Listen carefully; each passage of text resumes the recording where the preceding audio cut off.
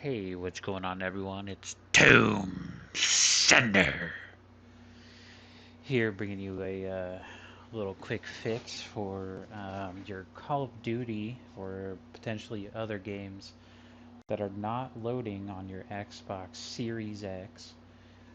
I'm here in February of 2021.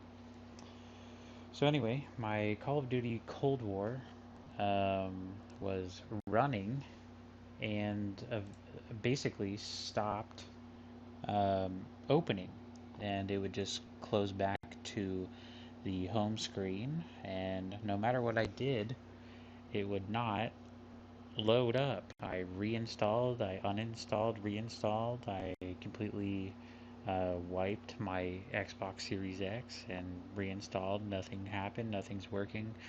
I cleared memories, caches. I did the Mac IP reset.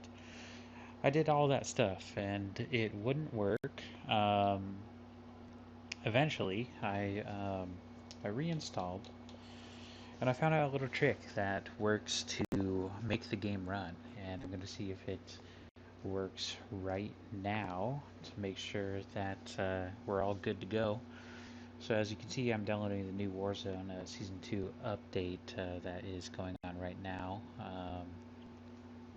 However, here we go.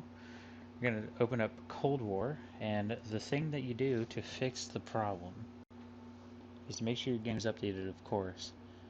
But when you launch the game, hold your Xbox button from your controller to make it load, or else it just gets stuck in the loading screen. So here we go. I'm going to hold the Xbox button while it loads. I'll tell you when I hit it. Holding now. And there it goes. Or else it'll take a while to load. It'll get stuck like right about here.